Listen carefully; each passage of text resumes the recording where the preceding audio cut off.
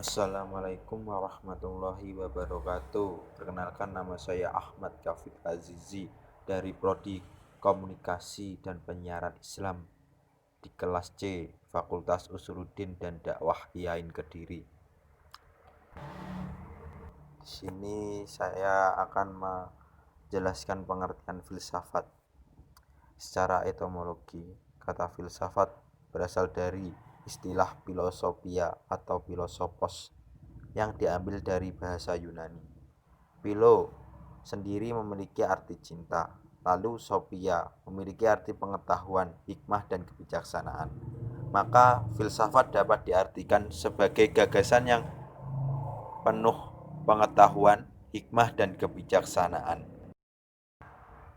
Pengertian filsafat berdasarkan pendapat para ahli. Pendapat John Dewey, perjuangan manusia secara terus-menerus. Menurutnya, hal tersebut merupakan upaya yang dilakukan manusia untuk melakukan penyesuaian terhadap berbagai tradisi, sehingga hasilnya dapat membentuk budi pekerti yang memiliki cita-cita politik serta kecenderungan ilmiah baru yang tidak sejalan dengan wewenang yang telah diakui. Pendapat Plato. Sedangkan filsafat menurut Plato ialah ilmu yang berusaha untuk mendapatkan pencapaian akan kebenaran pengetahuan yang sebenarnya. Yang ketiga, pendapat Aristoteles. Filsafat menurut Aristoteles merupakan suatu ilmu pengetahuan yang berisi kebenaran. Unsur-unsur dalam kebenaran tersebut meliputi ekonomi, metafisika, estetika, retorika, politik, dan juga logika.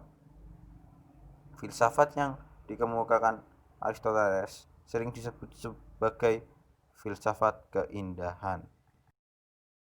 Kemudian yang nomor 4, pendapat dari Johann Gottlieb Frege. Pengertian menurutnya, filsafat adalah ilmu yang menjadi dasar dari segala jenis bidang dan pengetahuan yang digunakan untuk mencari kebenaran. Yang kelima, pendapat Seiichiro. Pendapatnya, filsafat adalah seni. Pendapat Immanuel Kant.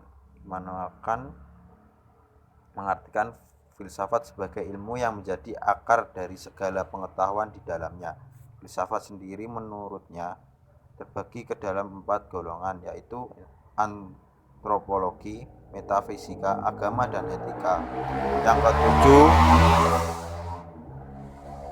pendapat Paul Natorp. Filsafat menurut Paul Natorp merupakan ilmu dasar yang digunakan untuk menentukan kesatuan pengetahuan yang dapat digunakan untuk memikul keseluruhannya dan menunjukkan akhirnya.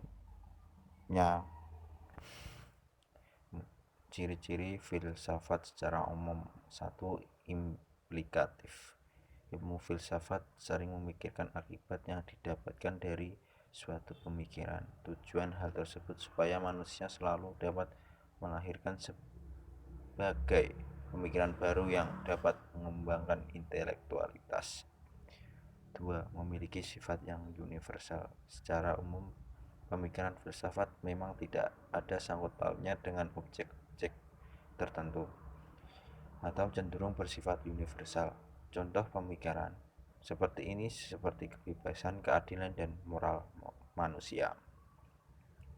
Tidak faktual. Yang ketiga, tidak faktual dalam konteks ini merupakan sesuatu yang bersifat spekulatif dengan menciptakan berbagai dugaan yang logis dan masuk akal tanpa bukti. Hal ini dikarenakan pemikiran tersebut telah melampaui batas-batas fakta ilmiah. 4. Berhubungan dengan nilai. Pengertian filsafat berdasarkan pendapat J.J. Dickows ialah upaya manusia dalam mencari pengetahuan. Upaya tersebut berupa fakta yang bisa disebut dengan penilaian. Yang dimaksud dengan penilaian di sini yaitu antara susila dan asusila, serta yang baik dengan yang buruk, sehingga filsafat berperan sebagai penengah yang digunakan untuk mempertahankan nilai-nilai tersebut. 5. Berhubungan dengan arti. Masih berhubungan dengan poin sebelumnya, sesuatu yang dianggap berarti pasti memiliki sebuah nilai. Oleh karena itulah secara filsuf sering menggunakan bahasa ilmiah. Kemudian beralih ke tujuan filsafat secara umum dan fungsi filsafat. 1. Tujuan filsafat berguna untuk membuat manusia memiliki sifat yang bijaksana dan bisa menerapkan dalam kehidupan sehari-hari. 2. Filsafat bertujuan untuk membuat manusia memiliki perspektif yang luas dalam melihat sesuatu. Dengan hal ini, maka manusia dapat memiliki pandangan yang luas dan dapat terhindar dari egosentrisme. Yang ketiga,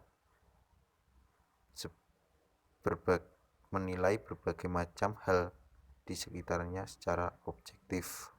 Maka melalui filsafat diharapkan manusia akan lebih terdidik dan mampu memiliki pengetahuan yang luas. Yang keempat, filsafat dapat mendorong para ilmuwan untuk mengembangkan dan lebih mendalami ilmu pengetahuan. Kelima, filsafat membuat manusia agar memiliki kemauan untuk berpendapat sendiri, mandiri dalam hal rohaniyah, berpikir sendiri, serta maka manusia dapat mendalami pokok ilmu sampai ke cabang-cabangnya.